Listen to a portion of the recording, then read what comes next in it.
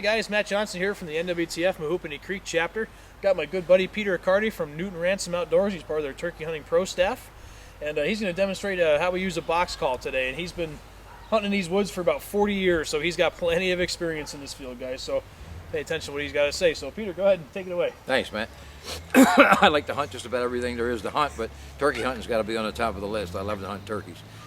This particular call is an old call made by Penn's Woods many years ago. And I like this call because it has a unique deep sound and it's very loud. And locating turkeys early in the morning sometimes, if you're not sure where they are and you're trying to locate them, that's when I'll pull this call out. And usually yelp and cluck or putt, whatever you would want to call that. But I'll show you a yelp on this. It's a kind of a deeper sound than most box calls.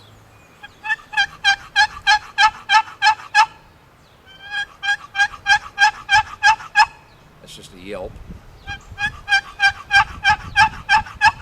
And you can cluck by putting your thumb on top of the paddle and just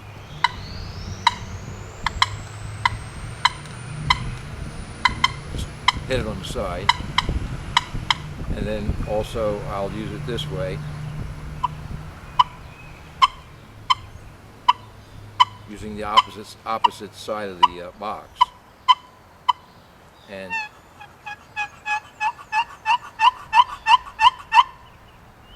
that's a higher pitch on that side. You also can cackle with a box if you use the paddle fast, and a hen will cackle when she flies down early in the morning. She'll also cackle when she gets excited, and if she gets into cutting hard in the woods, which I usually do with a diaphragm call, but she'll cackle also, and it's also a thing when she's excited with a gobbler to cackle, and that would go like this.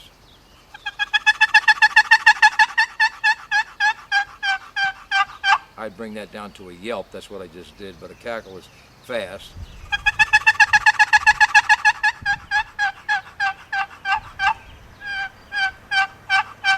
And you can purr with a box too, just by dragging the paddle over the side edge.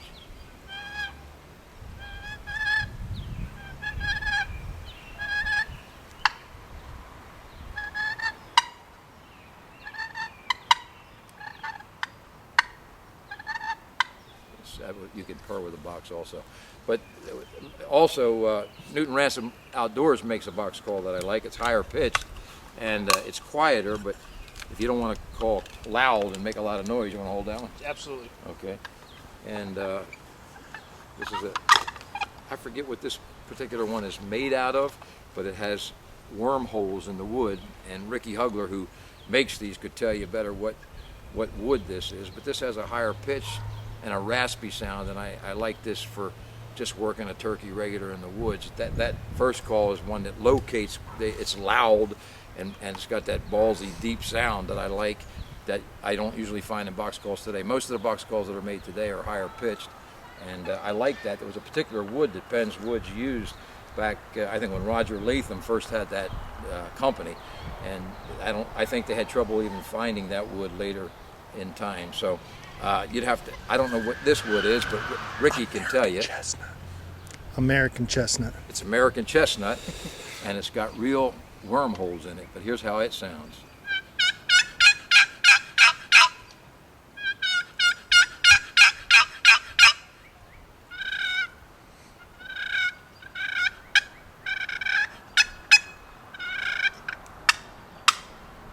Doing it the same way, you get that high pitched,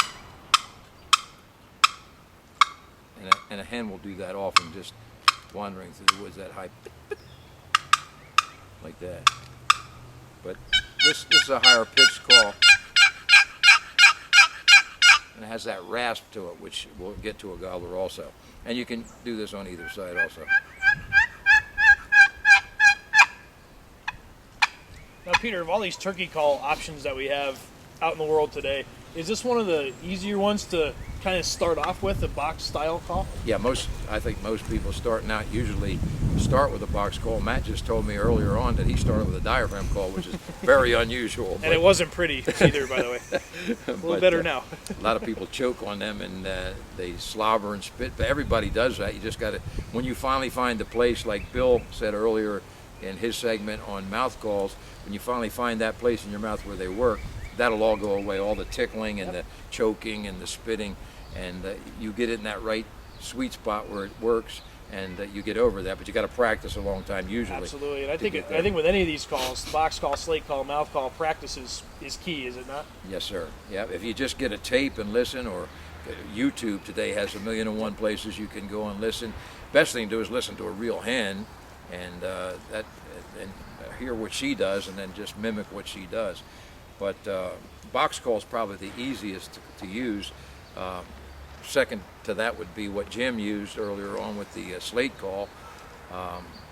They're easy to get a sound with, but then you have to master the cadence and the tone and the quality of what you're looking for.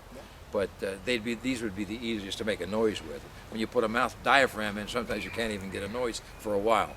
If you get a noise, you're doing good, and then you can develop that sound over time. But now, speaking of all these different calls, we talked about diaphragms, we've talked about box and slate calls. If you notice, Pete has got on this big, giant life vest looking kind of thing. What are we carrying into the turkey woods, Pete? What kind of stuff do you typically take with you? We got about everything in here. You name it, we got it. But I carry slate calls, box calls, diaphragm calls. I have many things. There's all kinds of, if you took everything out of this vest, you wouldn't believe what's in it. Most turkey hunters do that. And that's because if you hunt turkeys long enough, the weirdest things can happen. I mean, you can be calling with a call that you've used 1,000,000 times and shot 1,000,000 birds with, and nothing happens. You take a call out that you may not even think sounds good, and you use it, and the gobbler's liable to respond. It's amazing how that happens. Over the years, I've experienced that. One time, I was telling Jim earlier too, we had a hen come to us that if most turkey hunters heard that hen talking, they wouldn't even believe it was a turkey. It was so bad.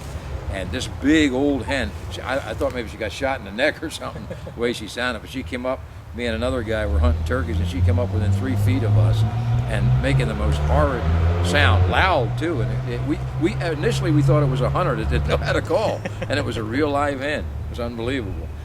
That was the worst I've ever heard a hen in the woods, but we saw that with our own eyes. So. Good stuff. Yeah. Now these turkey vests, if you want to spread your arms out, if you notice, if you get a good turkey vest, guys, it's got a pocket for just about everything. He's got his slate calls in here, his mouth calls in here, a thermocell, which you just cannot beat for the money. A thermocell to keep the bugs away.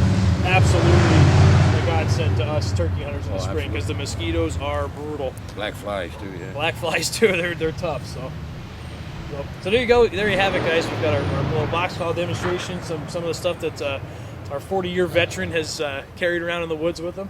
We hope you enjoyed this segment, and we thank Newton Ransom Outdoors for letting us borrow Peter here today. And good luck in the turkey woods this year, guys. NWTF. He's got a chalk white head and it's turning blood red. His beard's a swinging like a noose. This could be the end. 60, 50, 40, 30 yards full throttle. Then he makes a stand with his last